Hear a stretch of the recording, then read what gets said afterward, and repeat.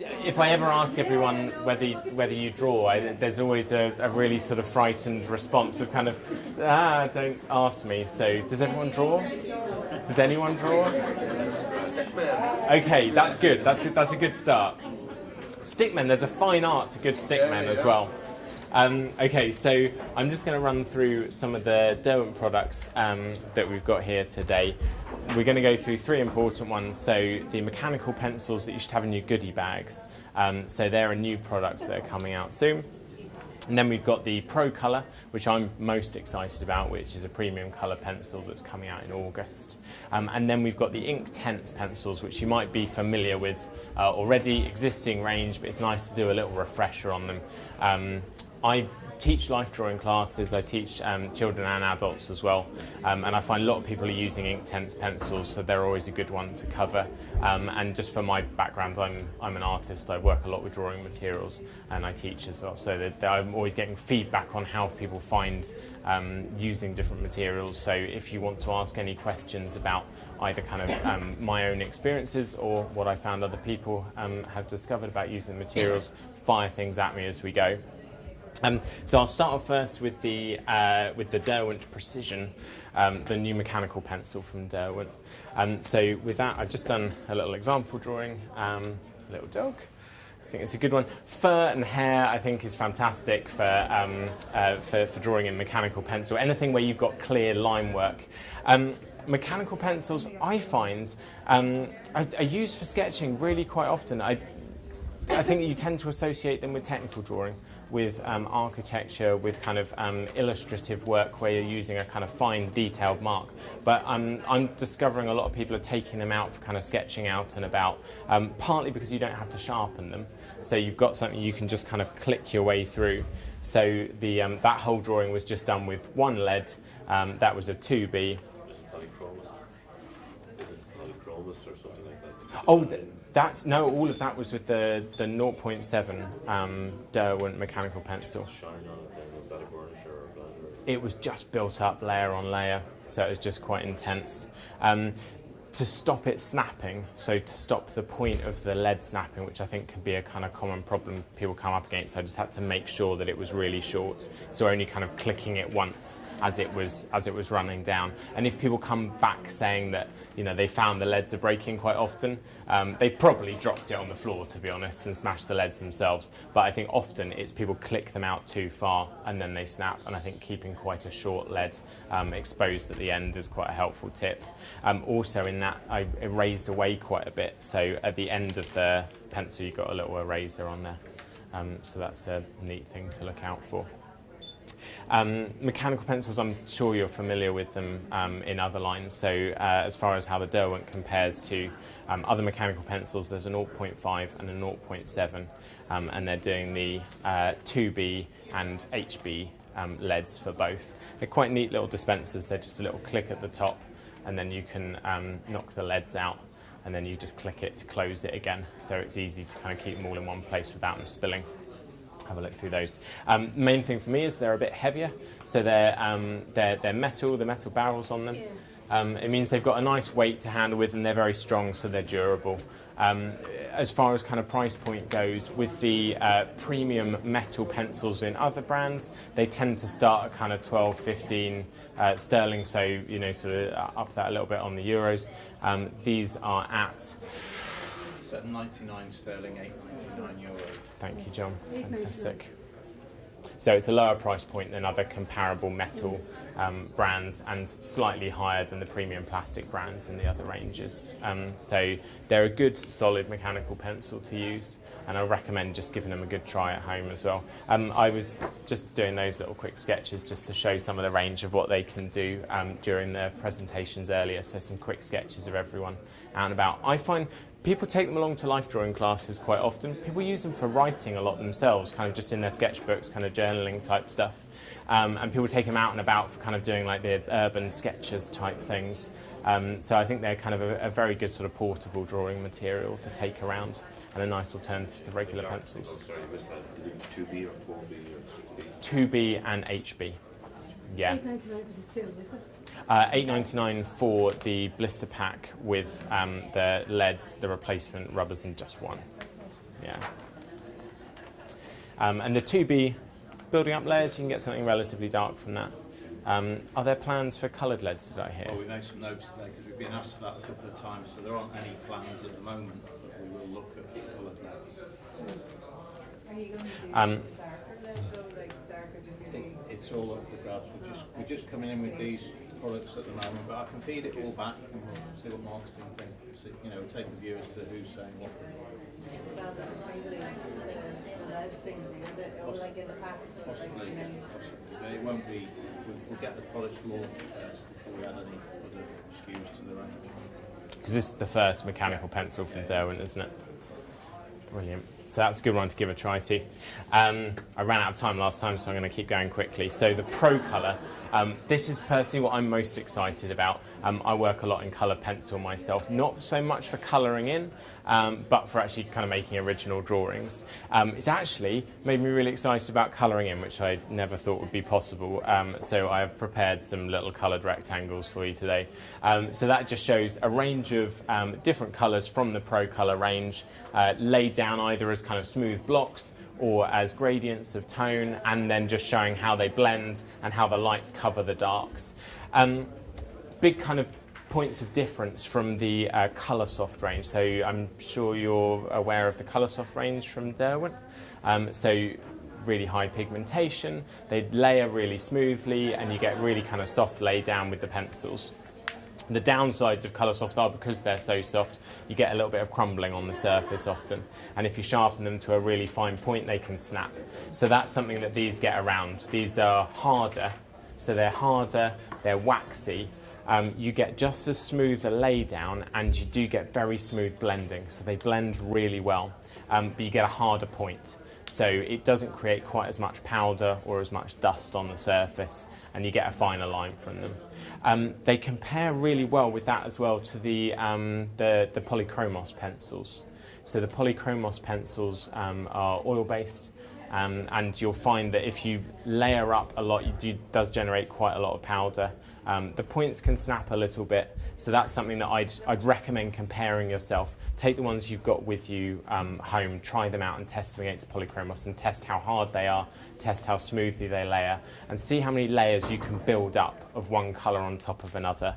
I've found with these I can get about 12 or 14 layers of colour, one over the top of the other, to either get one single dense colour or like a many layered colour mix over the top before they start to get waxy. So you get a really consistent surface layering up lots of colours. So I try those out. The main points are that they are hard, but they still lay down smoothly. So you do get smooth blending with them, and so you get a fine point with less dust. Can they damage the paper much, or will they rip up the paper eventually? No, they're soft enough that they're still very waxy in their feel. So I find chalkier feeling pencils can sometimes abrade the surface a bit. Yeah. I reckon if people are doing really heavily layered drawings, then they want something like maybe a 200 gram paper. But no, I found these to be just fine.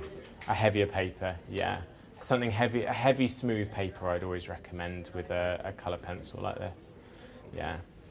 But no more abrasive than any other colour pencil. So, and because they're waxy, you don't get that chalky drag that can sometimes pull up the paper a little bit. Yeah. Any other questions about those? So they come in a 72 colour range.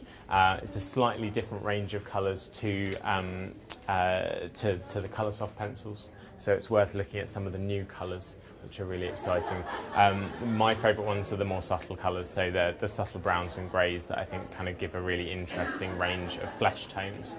So that's something worth looking at. The final thing with those is that they do cover black really well. So either white on top of the black pencil, or just straight onto black paper or some kind of opaque dense paper. So you get a really nice opaque white or grey. The colours lay down really well on it too. So have a look at that as it's going around, and again, give it a try yourself, see how you find them. Sorry, I keep passing. Do you fix them with anything, Nope.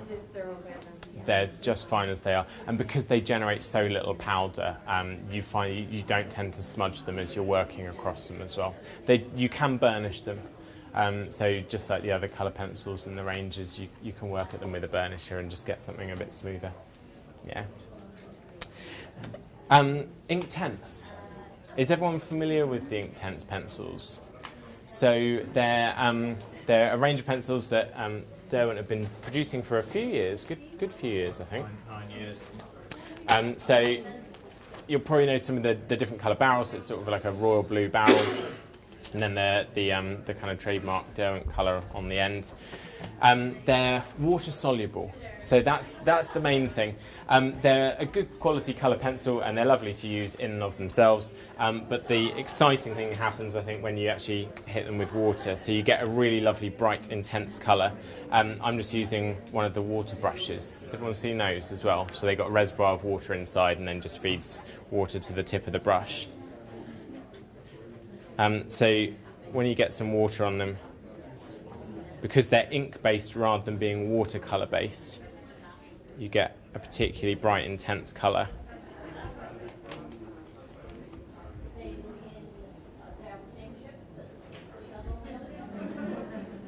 Once that's been hit with water and has dried again, then it's permanent. That also means you can actually draw onto fabric and then wet it to fix it, and then it will be waterproof, so you can wash it again. Does mean that you want to make sure that you're not accidentally painting on yourself. So you're going, or you haven't got a white tablecloth for doing a drawing demonstration that includes using Inktense. And they blend really well. So just looking at how one colour blends into another. If you're ever showing customers how to blend these, I'd really recommend putting down a gradient of colour first, so sort of scribbling on colour from, say, light to dark.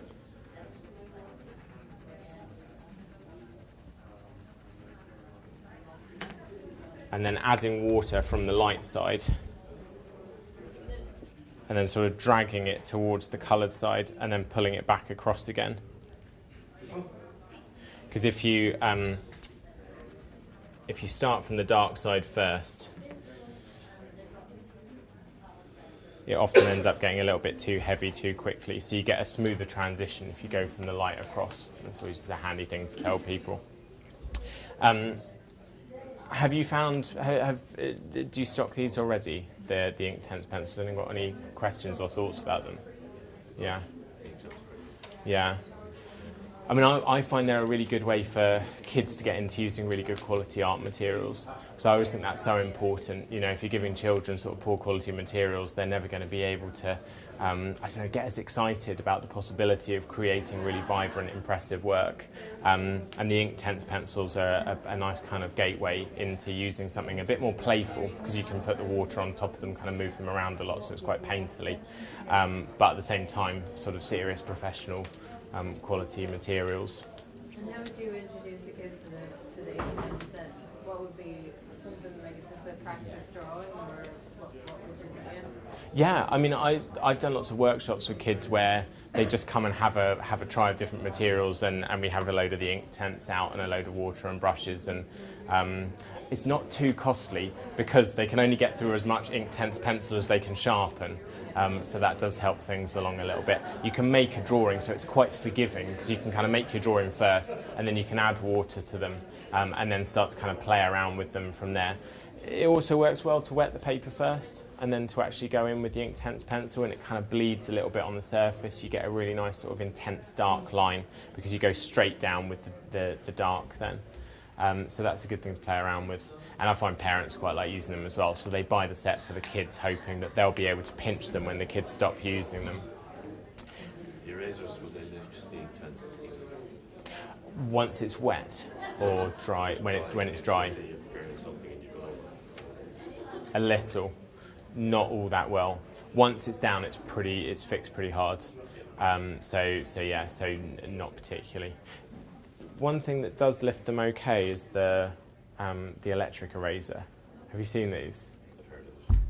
I was incredibly sceptical. This sounds like such a sales pitch. It's not at all. This is actually totally honest.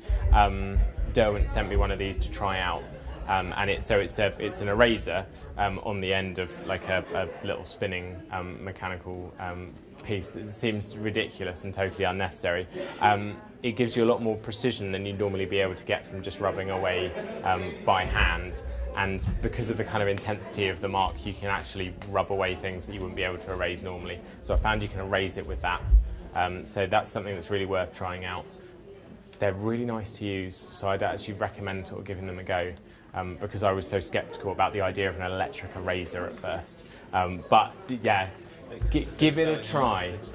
Yeah, it's actually, because it's much, I think people think they're going to be like 15 or 20 euros or something. And it's €6.99, I think. Euro. Yes. Yeah, €6.99. So sort of something affordable. Yes. Yeah. They last pretty long as well. I mean, the erasers on there. Inktense. Any thoughts about Inktense pencils particularly? If you were to put it on, say, a T-shirt that you were going to wear, Yeah. and you're going to have to wash it, should you fix it with something? I know they're fixed once they're wet, but if you're going to keep washing them in the machine, do you need to fix it with something? It will fade eventually. Yeah. And the best thing to use is actually the Inktense blocks. Have you seen the blocks themselves? So they're basically they're blocks made up of the same stuff that's in the pencils. So they're the same thing that's in the core, and you can just put them straight down as block colour, or you can actually wet it and use it like paint and then paint on with it. And it will fade over time, but they're fixed with the water. Yeah. Grand. Do you want to come and give them a go? Because I think that's the best thing is to actually try them, to actually have a scribble with them. So we've got the come up and have a try. So if you want to try on the black paper, I don't know where it's gone. Brilliant. That around. Thank you. That's great. Come and give them a scribble if you want to try the Pro colour. So just come up if you fancy it. So the Inktense with the water brushes.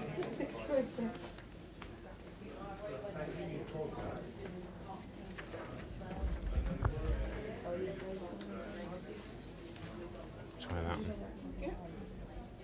So you want to squeeze the brush slightly just to make sure that it releases water properly. And then you can move it around just like watercolour. One thing I found people use a lot is like Inktense pencils, a water brush, and then say like a fine liner pen or something like that to take out sketching if you want a really clean sketching kit.